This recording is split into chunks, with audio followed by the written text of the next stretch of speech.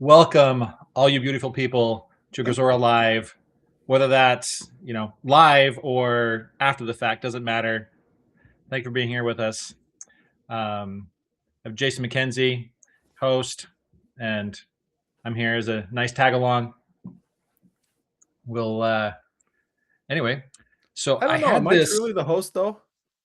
I think so. Pretty No, sure. no, no, no.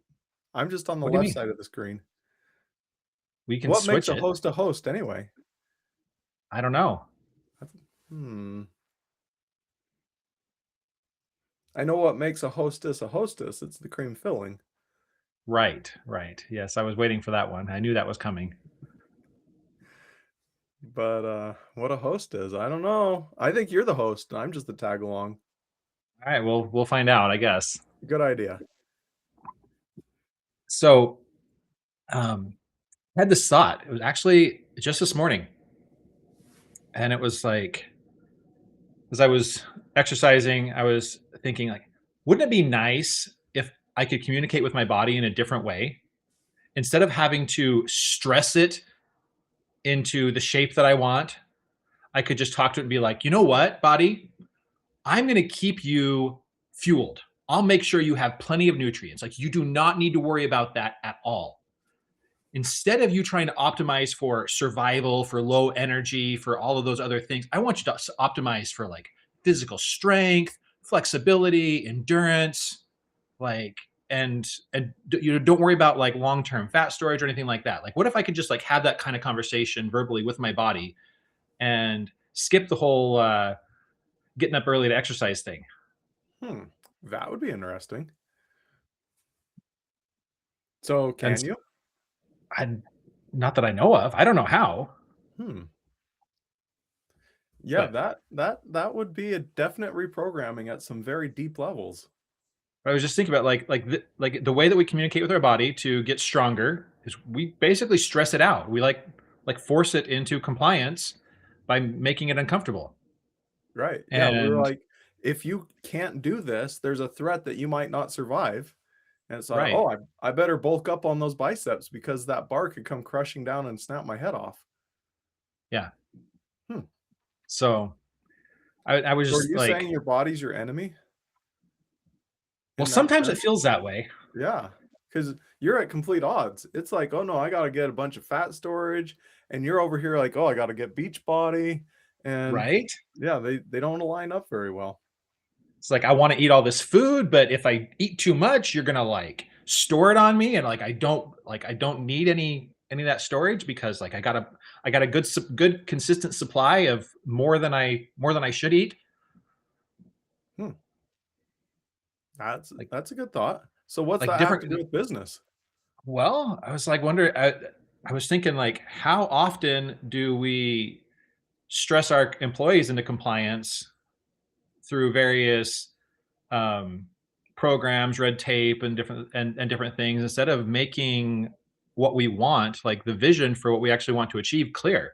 Like, how often do we treat the people, our vendors, our customers, other people around us, in like they are the enemy, like that we have to do some kind of crazy workaround in order to be able to get what we want out of them, instead of Mhm. just speaking directly and to the point with clarity that this is what we want. I had a meeting yesterday with a business owner, and we covered a ton of different topics, and one of them was exactly that. She said, "I have a few employees, and one of these employees won't do what I want, and they're disrespectful and push back. I'll say, I want you to do X. And like, no, you don't. You don't want this. I'm going to do this other thing over here. I'm going to do Y and Z instead." And the boss is like, um, this isn't a democracy. Like, I know what I want you to do. Just go do it. And they keep butting heads. And I'm thinking to myself, like, how do you not fire this person? But they're worried if this person fires that another person might quit. And so they're like, do I just accept this one problem employee to ensure another employee doesn't quit? Do I let both of them go? How can I somehow like walk a tightrope so that the one employee leaves without losing the good employee? How do I make this work? And it's a real struggle.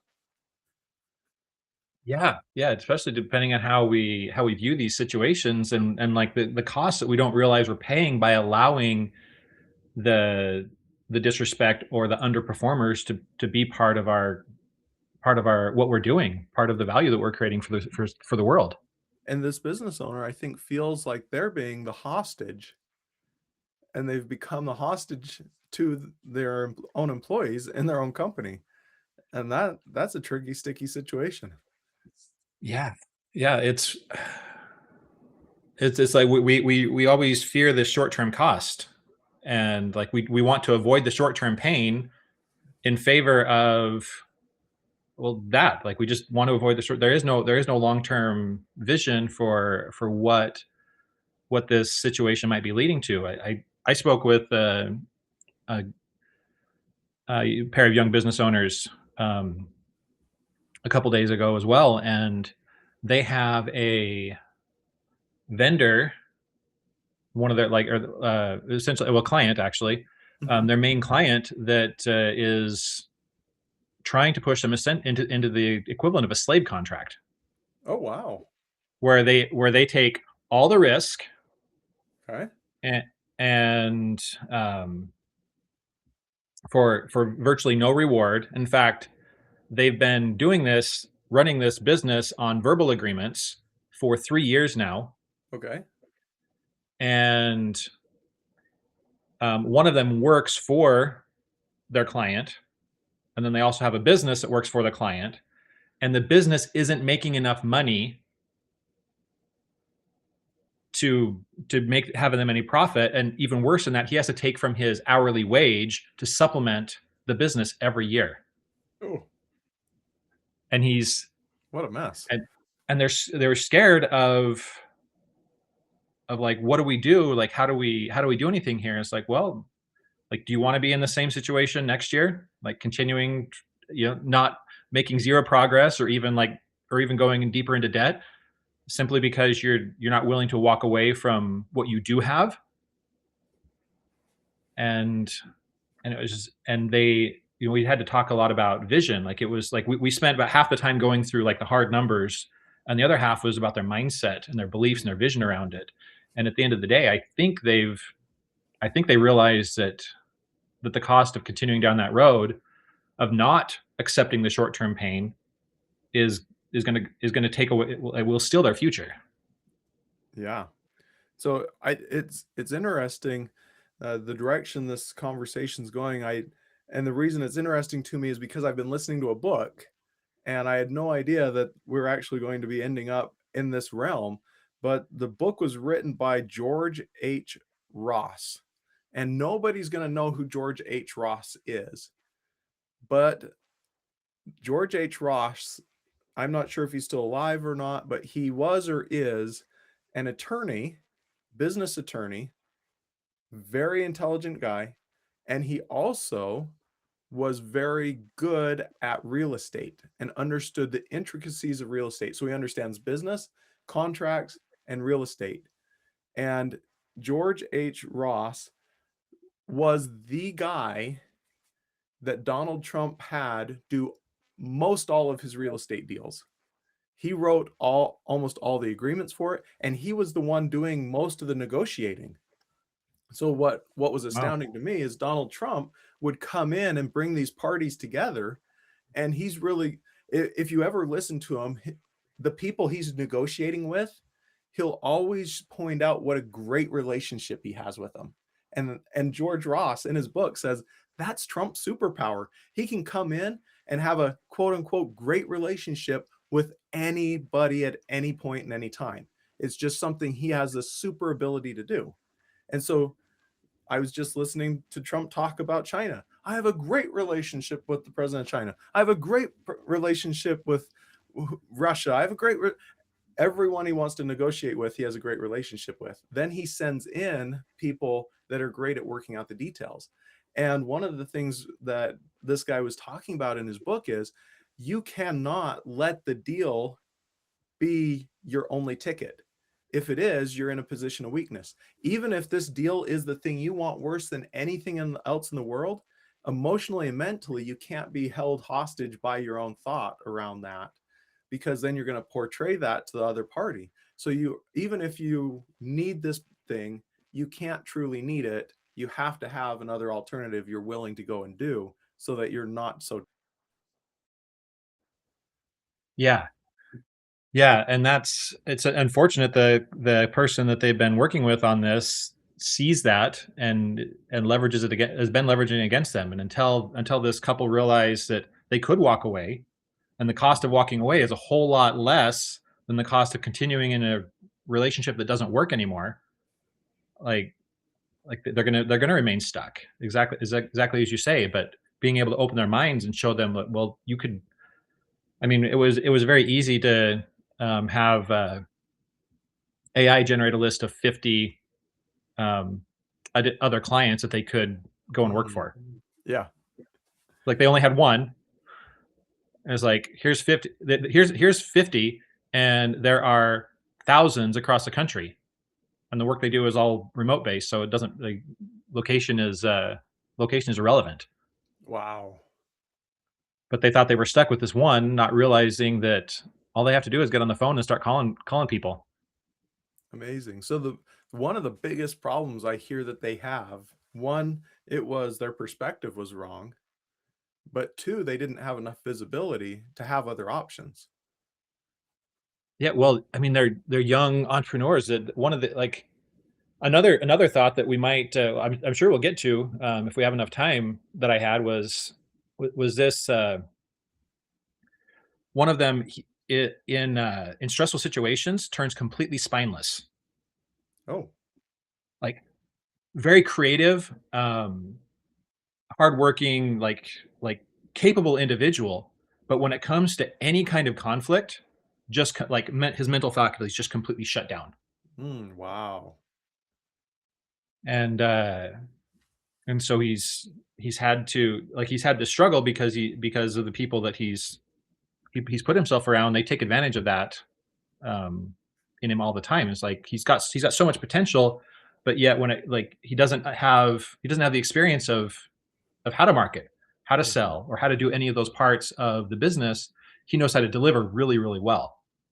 And Gotcha. that's what he's really good at and can do all day every day, and he can train people to be part of that system to do that. But as far as getting new customers, like it's something that he's never had experience with, never even tried to do. And Hmm. so being able to show him like, look, here's a marketing plan, this is how you reach out to people step by step, this is what you do, this is what you show them, this is what you say to them. It's like it opened up his eyes, and maybe he still has those mental blocks and limiting beliefs that he's got to finish getting rid of. But but it also made me realize, like, using AI to do a lot of this, because I was doing this as a service. um I was looking at the output, and I was like, this is not something that I would necessarily use, but for the level that they're at, it is way above what they would create on their own without it. Sure. Yep. It's like it's enough for them to get started, and Mhm. it's enough for them to start running with. And so that was Going back to what you're talking about with exercise, and there's you can either exercise to strengthen those weaknesses, or one option we have in this world is you find someone who's got that strength already and you leverage that strength. And that's what right, Donald Trump does all the time with his negotiations.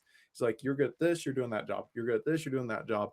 And I'm just going to sit here and work on relationships because that's his strength.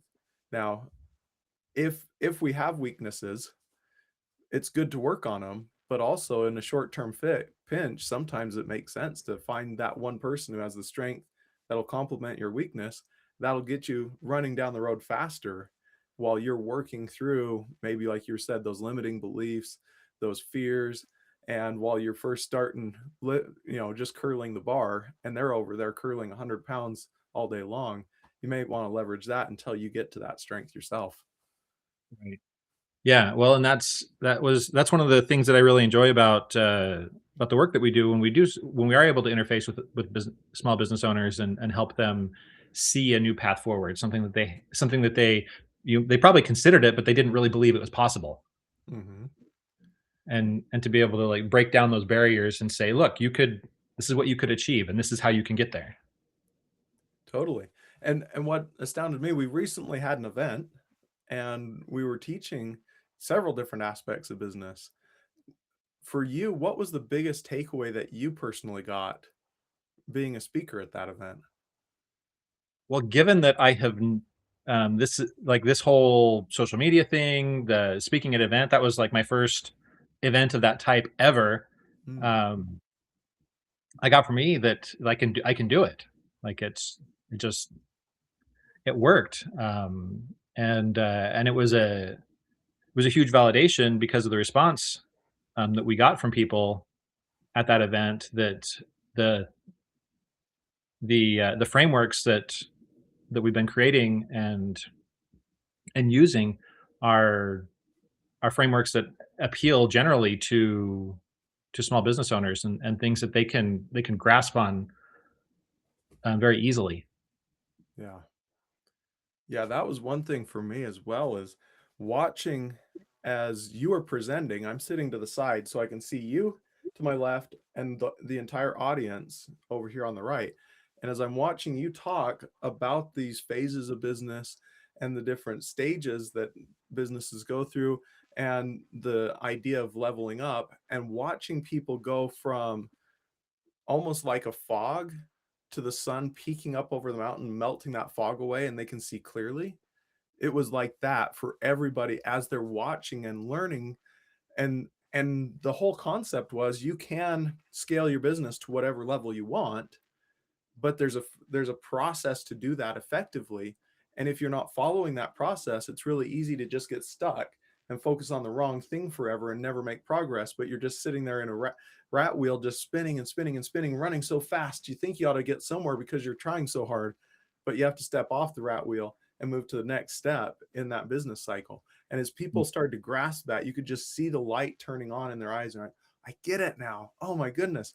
And then Yeah, they're like, oh, I've got problems at all these different things. And then the idea that no, you don't need to worry about all of them. Just pick one and focus on it. It was so transformative for so many people. I think that there's going to be businesses that will forever be changed because they spent that little bit of time listening. yeah. Well, and that was the thing. It was like this is a path that I can stay on because it was so satisfying to be able to bring that level of clarity. Like because I've been through those same struggles. Like, Mhm. and now I'm able to turn around and share my experiences and my learnings with other people who can take advantage of that, and they don't have to go through the same. They don't have to struggle as long as I did. Sure. They I'm providing them a shortcut to create more value for the world faster. Yep. Like Yep. Totally. so that was yeah. Anyway, I'm looking forward to doing more. If anybody here is listening to this and they want to put on an event, let us know. Yeah. We'll help organize and speak at the event. So another thing that I've been pondering a little bit is it's one of those thoughts that I had, and I probably taken it way too far.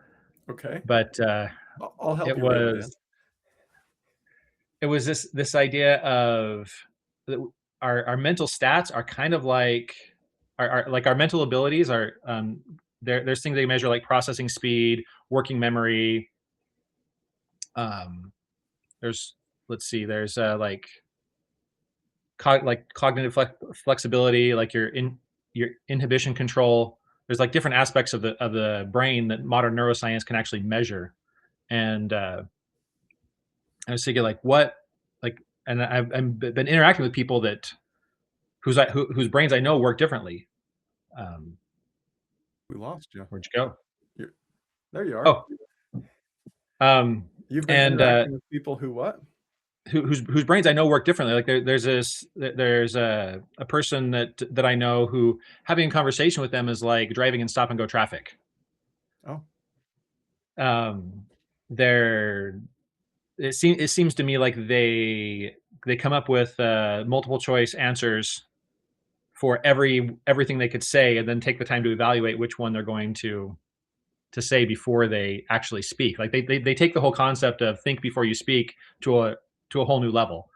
Oh, wow. And um, so yeah, very very kind, outgoing individual. But having a conversation with them is somewhat challenging for me because I feel like I have a lot higher mental agility and I'm able to bounce between topics and different things much more rapidly. And so I was thinking about or this couple that I met with recently where when in a stressful situation, like his cognitive function essentially just shuts down. Mm-hmm. And so it's led to a couple different things. It's like we have in this we have in this world the idea that intellectual, your IQ is one facet, and a completely separate, distinct facet is your emotional IQ and your ability to manage your own emotions. Is like I think that's a false distinction. Okay. Like like we've talked about how marketing sales are distinct, marketing and promotion are distinct. There's distinctions that we can make with these concepts that bring us more power because then we can see in how we can actually affect them step by step. I think there's also false distinctions that take our power from us because they make us think that things make us think things are separate that are actually integrated together. Okay. Um, so, for example, like to separate our emotion and our cognition, it doesn't work. They're really one and the same um, system in how we make decisions and how we react to things around us. So, can I push back on that? Yeah, please. All right. So, have you ever met someone who's cold and calculating and they don't seem to have any emotions about them? Absolutely. Okay. And then have you ever met someone who cannot make a decision without their emotions involved and everything is emotional? Yes, I've met people who seem both ways. Okay. So, what if they are separate and distinct, the emotion and the intellect, but the emotion and the intellect have perhaps sometimes, not in all situations, but perhaps sometimes an inverse relationship with each other, where the higher the emotional response sometimes lowers the ability for the intellectual portion of the brain to respond, and vice versa. The lower the emotional engagement, the higher the intellectual side of the brain is responding. Which, and I'll give you a couple examples from you told me the other day that I think it was actually on the show that when somebody's in an emergency situation, oftentimes their mental capacity shuts down, gone, and they're just like, "Ah!" But if you've had training, then the body can fall into that training and it just goes step, step, step, step, step, step, and you go through the process. And the emotional side is not in control, making you run around in circles like a chicken with your head cut off. All right. There's my Yes. initial rebuttal. What do you think? Yeah, I definitely think I still say that they're more interrelated than we like to think, and Okay. it's it's training those emotions to and the intellectual side to work together in greater synergy. Again, I don't even know if there's like there are distinctions to be had there, but I what I'm trying to say is I don't think that it's like you can be a Vulcan on one side with no emotion whatsoever, or you can be like a basket case over here, where your hair is constantly on fire and you can't think clearly at all. It's like I don't think that those are. I mean, yes, we have examples of those, but they're not as cut and dry as we like to imagine that they are. It's like the person who is, their hair is always on fire. They have thoughts that to them combined with their emotions seem to be rational, like their behavior is rational to them. Oh, well, that is a true statement. I've got whole stacks of books over here that reaffirm that it doesn't matter how crazy you are, you're you always seem rational to yourself. Right.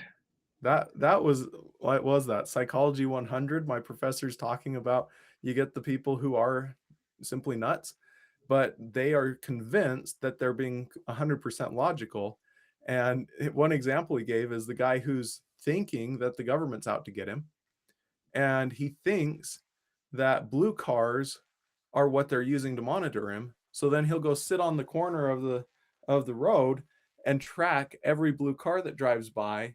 And then he'll bring that paper to my professor and show him and be like, look, I have evidence. The government's watching me. See all these blue cars that drove by?